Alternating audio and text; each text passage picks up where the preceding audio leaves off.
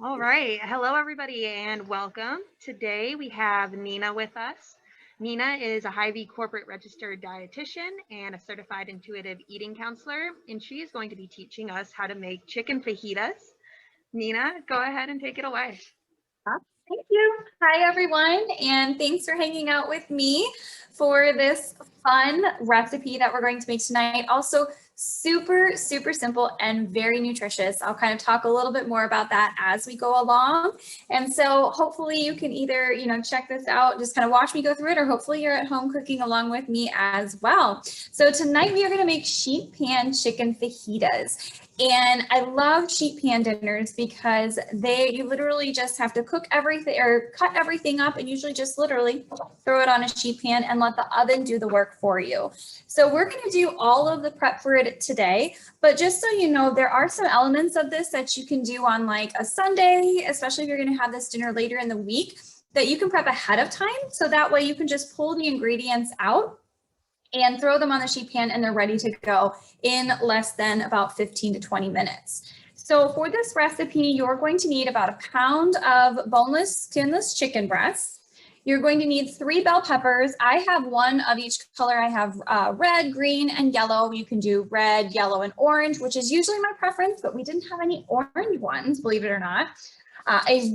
One medium red onion.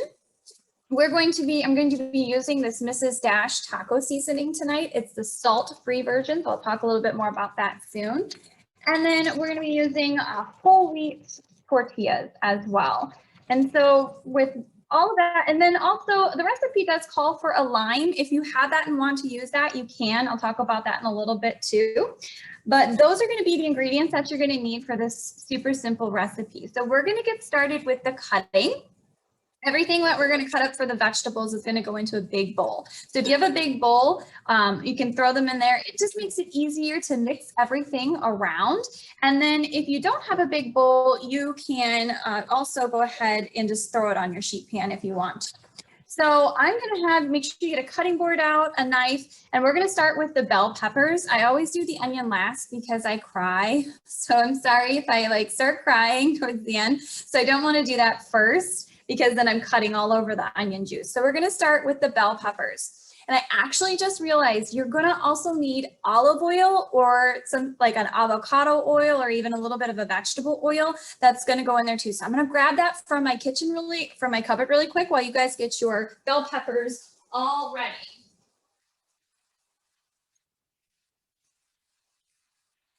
Okay, so I've got my oil. And so now we're going to go ahead and cut the bell peppers. So I'll show you how I cut my bell peppers to try and get the maximum amount of pepper to use. So I lay my pepper on the side and I actually start by cutting the top off first. Now, most of the time, and I actually used to do this too, I used to just take this top and throw it away. But you don't want to do that because you can kind of see it's already doing it here. If you actually just take that stem, you can pop right out most of the time, and then you're left with all of this pepper that's still really good to use that you can throw in your bowl for the sheet pan fajitas. So I have that piece there. And then the next thing I'm going to do, I usually just go in there and I take out the core. You can also, if you want to, use your knife and cut around it if you'd like. But I just kind of go in there and get out all the seeds. Now the seeds in the pepper are not spicy. So it's not like a jalapeno or a hotter pepper. So if you end up with a little bit of seeds, it's not a problem. They're just more of a nuisance than in terms of anything that they will cause you any sort of pain from a heat standpoint. So got that down. So I'm going to go ahead and take the top of the pepper and I'm just going to cut it into slices the best way I can. It's a little bit of an awkward, shape, but again, we want to use as much of that bell pepper as we can. So that way we are making the most of our ingredients. And then from the red pepper, what I'm going to do, I always put the flat side down when I'm cutting. So I'm going to put the flat side down of that bell pepper there. And then we're going to go ahead and cut the bell pepper in half. And then again, we're going to take the flat sides and put them down on the cutting board. And then I just actually usually cut them this way. Makes it a little bit simpler in terms of and actually a lot prettier also in terms of bell pepper strips as well. So you're going to cut the red bell pepper all the way up in strips. And then what we're going to do after that is we're going to throw them all, as I mentioned, into this big bowl. So the peppers, the onion strips are all going to go into the big bowl, and we're going to season them all together before we throw them onto a sheet pan. Now, if you have little kids at home and they might be picky or you're just getting them used to cutting, my kiddo is 3.5 and he's actually a pro at cutting peppers. We have some of those kid-safe knives and he loves cutting them. And the kid-safe knives, if you've never seen them before, are nice because they they're not as sharp. They are still a little bit sharp, but they're not as sharp. And bell peppers are actually one of the easier things for kiddos to cut. But one thing that's nice about this recipe in terms of if you have kids at home or even if you yourself are a little bit picky, is that it's a great way to try a new vegetable or a vegetable that you haven't tried in a while in a new setting. So in a class that we did this before with these peppers, we took actually the tops and we saved them, all 3 of them. And we put them aside so that way while the fajitas were cooking, me and the kids, I should say, could taste test them because the peppers all taste a little different. You've got your green bell peppers, which are a little bit more bitter tasting, whereas the other colored peppers are going to be a little bit sweeter. And they all actually do taste a little different. So it's kind of fun if you're doing this as a family at home, or if you have little kids as well, or even bigger kids, that you could take a piece of each 3 of these peppers and set them aside to try them raw. Try them maybe in some dip, or try them raw and then of course try them after they've been cooked with a little bit of seasoning on the sheet pan before you have the fajitas. So that's an idea. I also love working with peppers in any sort of a taco recipe just because they're a really easy way to add nutrition and vegetables. So we do, anytime that we do taco night in my house, whether it's ground beef, whether we're doing fajitas like this or chicken, we are always having a sheet pan sauteed where that is, we have a sheet pan that has peppers and onions that are being sauteed at the same time. That's always a topping for us. And it's just nice because they cook up super simple, but they're also a powerhouse of nutrition. So all of the different colors that you get from the different colored peppers that you're using are going to provide you with different types of nutrients. Most specifically, when we talk about fruits and vegetables, we're talking about phytonutrients. And so those are compounds in fruits and vegetables that don't necessarily provide us any sort of like function like protein or carbohydrates would, but they do help feed our cells. It can actually change our cells. So they're good in terms of fighting things like cancer, heart disease, diabetes, stroke, helping with our brain function, things like Alzheimer's. So, and every different type of color also has different types of health benefits. So when we are choosing our fruits and vegetables, it's really important to make sure that we're choosing a variety or a rainbow of colors. And we're doing it just in this recipe alone. We have 3 in this bowl plus our onion, which is a purple. So you can really get a variety of those colors, hitting a maximum of those phytonutrients as well. Your peppers too, your bell peppers are also a really great source of vitamin C, which vitamin C is known as an antioxidant, which is super important in helping with our bones. But most importantly, what we know it for right now is helping with our immune system. So anytime that we're most commonly think of vitamin C when we think of oranges or like orange juice, but you can also find it in a lot of your orange and yellow fruits and vegetables as well. So kind of keep that in mind that you can get some great nutrition from that as well. So hopefully you guys have gotten your peppers all caught up. We've got our red, orange, green, or red, orange, yellow, whatever color that peppers you have in your bowl, all nice and cut up. The next thing we're going to do, the thing that I hate the most, is we're going to cut up our onion. So I'm going to show you kind of how to cut up the onion the simplest way. For me, it's also the fastest way to make sure that I don't cry super fast. So for the red onion, and the reason we're using the red onion is because there's actually a different flavor profile. If you've ever tasted a white onion versus a red onions tend to be a little bit sweeter. So there's going to be a different flavor profile. And then that's also going to change as well once the onion is thrown in the oven and roasted. So the first thing to do with your onion is I'm going to cut off both ends. So I'm going to try and steady it as best that I can with my hand. And I'm going to cut off that first end, turn it around, and I'm going to cut off the other end of the onion. This helps to kind of give us a nice, stable, right, flat surface. So then the next thing I do is I'm going to go ahead and take that onion, put one of the flat sides down, and I'm going to cut that onion in half. And then the next thing we're going to do is we're going to take the outer layer. So sometimes it's just the little, pieces that we have here that come off. But sometimes you need to take that first outer layer of that onion off to really get the good, nice underside. So I'm going to take that top layer of the oven off, just like that. Now, what you want to do for cutting the onion in this recipe, so when we cut it at home for when I'm cooking it in a pan for our tacos, I cut them into smaller slices. Since this is going in the oven and it's roasting, we want things to cook about the same temperature. So I'm actually going to cut the onions about the same width that my peppers are. So that way they don't cook too fast and start to burn, if that makes sense. So I'll probably cut my onions about a ½ inch or so, maybe a little bit more wide. And I'll kind of show you that here. Now, when I'm cutting the onion, I'm cutting it this way. And what that does, so I'm cutting across this way horizontally. So basically what happens when you cut that way is that you're left with rainbows. And those rainbows easily break off into littler rainbows, like you can see here, or just half rings that you can throw into the bowl.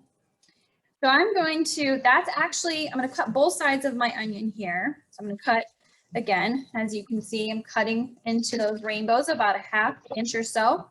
Now, onions are a little bit harder to cut for little kids, but I will tell you one of the easiest jobs if you have any younger kids or anybody else that's helping you make this recipe is what I'm doing right now. Taking the onions here and taking them apart in terms of their little rings.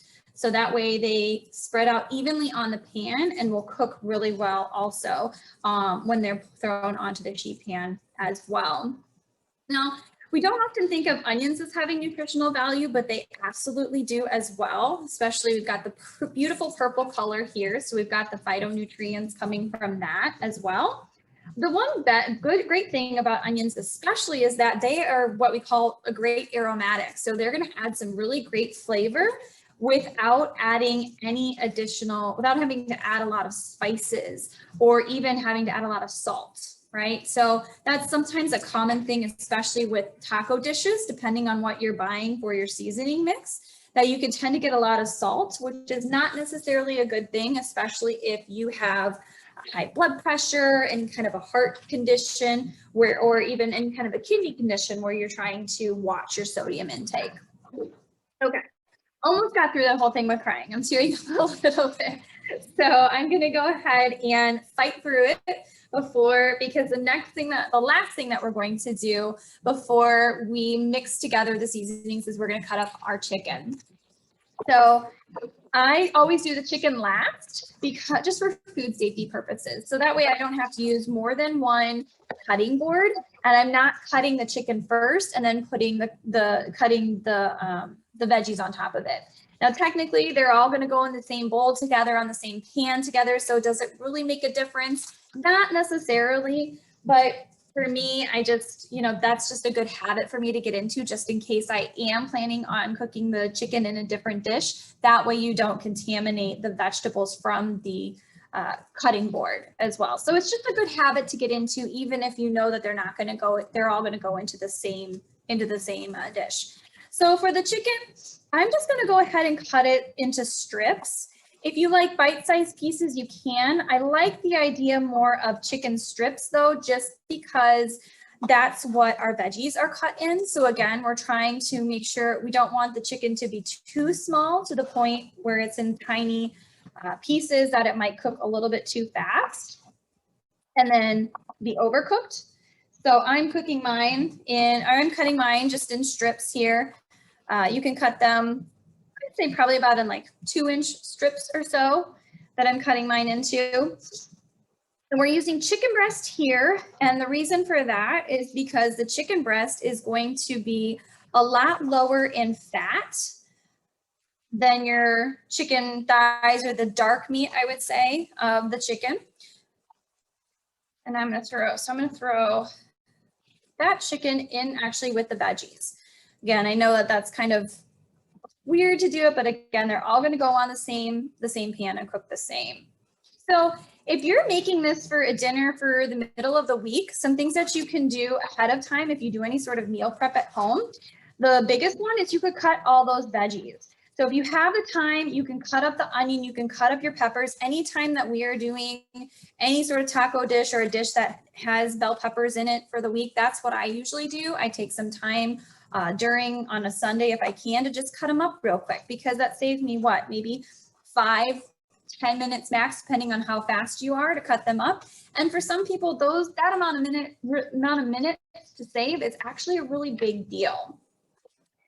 So if you can do some of that prep work ahead of time, that's going to be really beneficial. We are all done cutting. So if you don't need your cutting board anymore, you can put that off to the side. I'm not going to wash my hands just quite yet because, or at least this hand is the one that's really been touching the chicken. I'm going to mix together our seasoning. So the seasoning for this mix is just going to be some olive oil. You want to do about 2 tablespoons. I just kind of drizzle. I do so much eyeballing a lot of the times with oil anymore. So if you're not quite sure, you can pull out a tablespoon. About 2 tablespoons you want to drizzle over your chicken and veggie mixture. I'm using olive oil. As I mentioned, my preferred oils are olive oil or avocado oil because they're going to be high in omega-3 fatty acids, which are really beneficial for heart health, but also a really great antioxidant as well. So anti-inflammatory if you have any kind of inflammation going on in your body, which all of us do. So we can benefit from that for sure. And then the seasoning mix is going to be this Mrs. Dash taco salt-free seasoning. So I love Mrs. Dash because they're just that. They are salt-free. So you get all of the different types of herbs and spices mixed together, but you don't have the extra salt, which can sometimes be a big deal if you are watching your sodium intake. So I love these mixes. I can attest to that these taste super delicious. There are all sorts of different kinds of their bottle mixes that they have out there too, that you can kind of mix your bottles together or mix the herb seasonings together. They have like a garlic and herb one. They have a lot of different flavors. For this one, I might have to get, you might have to get some scissors out next time. Don't be like me where you create a mess. Although I always tell my kiddos when we're cooking that it's not cooking for real if you're not making some sort of a mess. So we are definitely cooking for real. So I'm going to put all of the packet mix into there.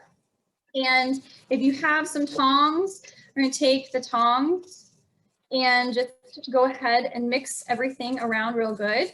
If you don't care about getting dirty, which I don't, that's kind of why I didn't wash my hands, you can actually get in there with your hands and just work the mixture around. And honestly, too, if you have time, if you're kind of trying to get ahead of things, for me right now, I have a spouse that's working from home. So this would be something that I would say, hey, honey, can you go ahead and take the peppers and the onions and the chicken that I've already cut up in the fridge? Can you throw them in a bowl together with a little bit of olive oil and this packet mix that I laid out on the counter? And can you sit it in the refrigerator, put some foil over it? And you could let this sit in the fridge and marinate. So that way, all you have to do when you come home is you can just preheat the oven and you can go. Which I should have told you guys from the beginning, we do need our oven preheating. So that is my mistake. I am so sorry, especially if you're cooking alongside with me. So you do need your oven preheated to 425 degrees. I think I just committed the one faux pas of having a cooking class and not telling you that that should be the first thing that you should do. So you want to go ahead and get that oven preheating to 425 if you haven't already. And so once that's mixed together really well, what we're going to do is we're going to go ahead and put that onto your sheet pan. And so my sheet pan's a little smaller than a normal one. So you want to get the biggest one that you have because it's actually quite a bit of food. And then what you want to do is just kind of spread everything out onto the plate so that way it has enough room. And I just kind of like pick apart some things just to make sure that they're not too pressed together. Like my chicken is kind of clumping together. So I'm just kind of making sure that things get spaced out so the heat can get to them pretty easily. So once you've done that, what we're going to do is I'm going to put this in the 425 degree oven.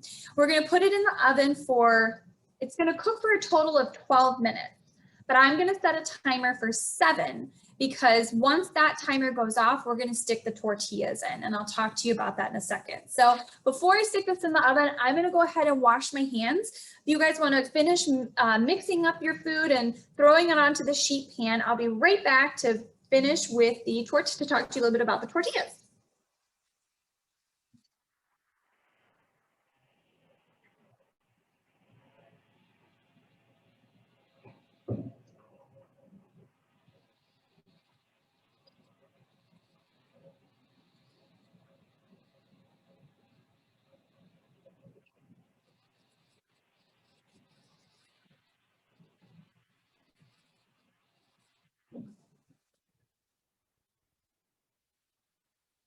All right, so 425 degree oven. This guy's gonna go in, gonna set it for 7 minutes.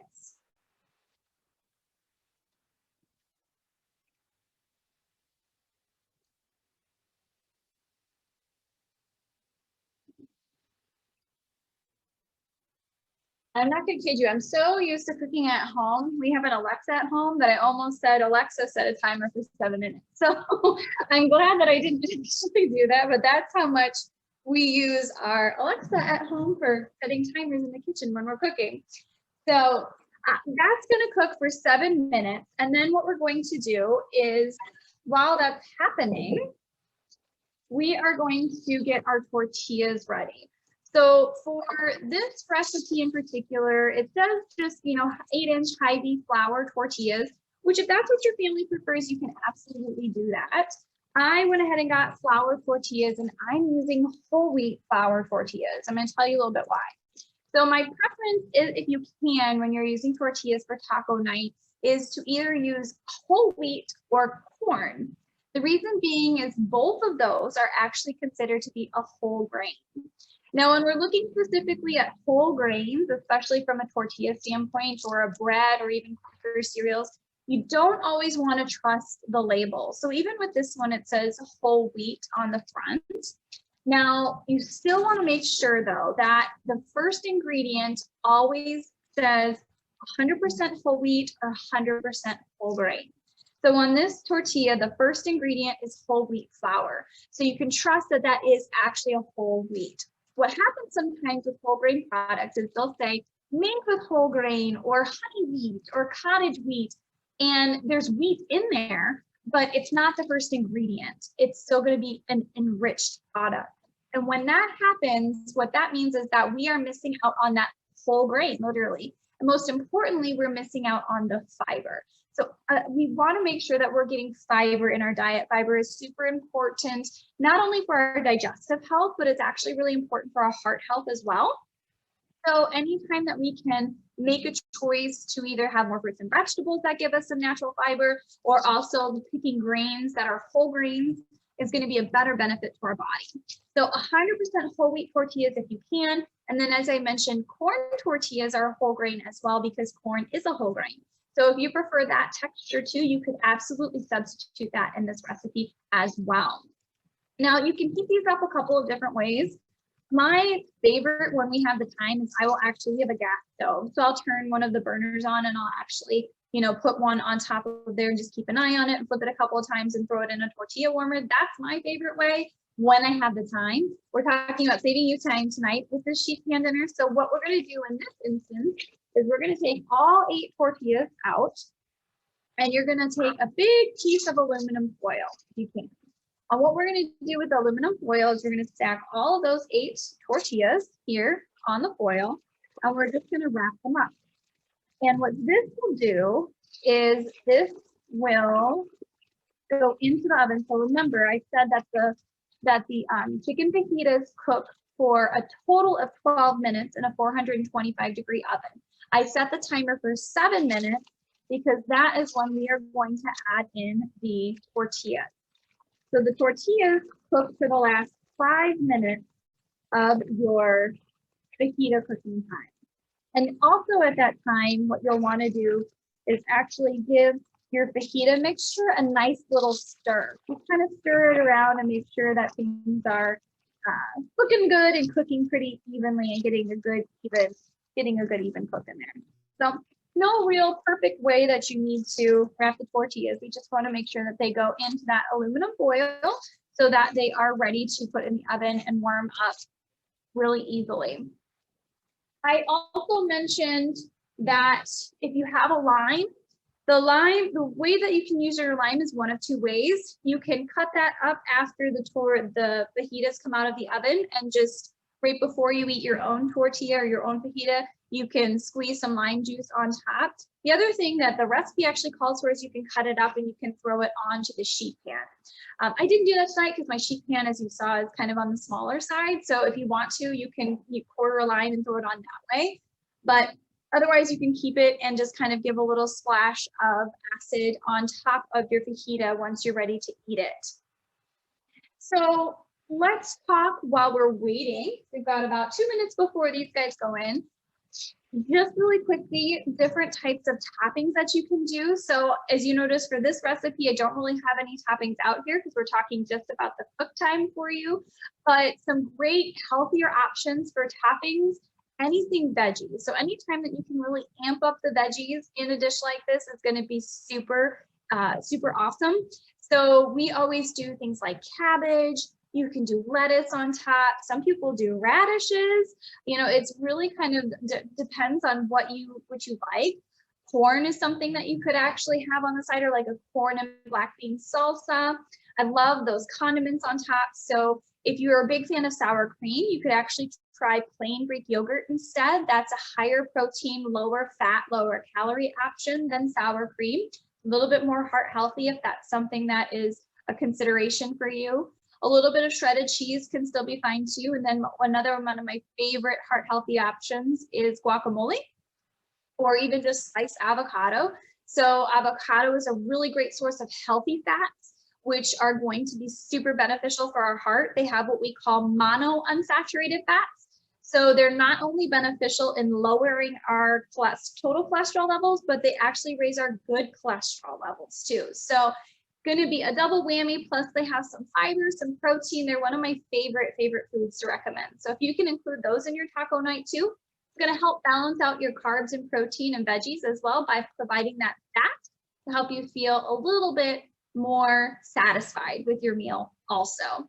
So this is another really great meal that you can have in terms of topping wise. You know, tomatoes, there's just sliced onions if you didn't want to do the onions in the oven. So many different options that you can do from a topping standpoint for a really fun taco night as well.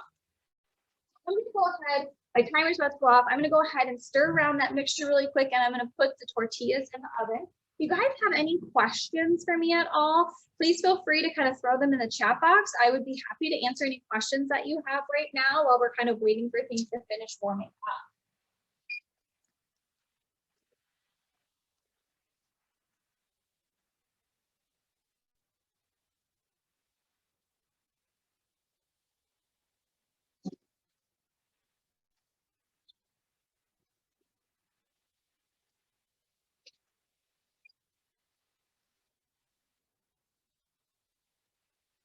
Okay, so I went ahead and set my timer for another 5 minutes. Your fajitas and the tortillas then are going to cook in there.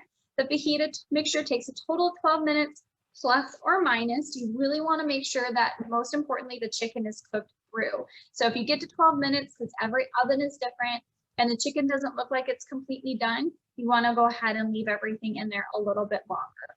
But otherwise, the whole thing should be done for you and ready to go within those 12 minutes with very minimal prep time, very minimal time on your behalf as well. So if you guys don't have any questions, I will let you guys go ahead and finish off the recipe and be able to hopefully enjoy a healthy meal tonight. All right, thank you so much. If you enjoyed this program and would like to attend more, you can check out our events page at rivervalleylibrary.org. And if you're interested in attending more cooking classes with Nina on Thursday, April 22nd at 10 a.m., we're going to be making Earth Day chocolate avocado dirt and worms. Which is going to be really, really fun. That would be great to watch with your kids or your grandkids. So make sure you tune in for that program. Nina, thank you so much for being here. And thank you everyone for attending. And we will see you all next time. Thank Bye.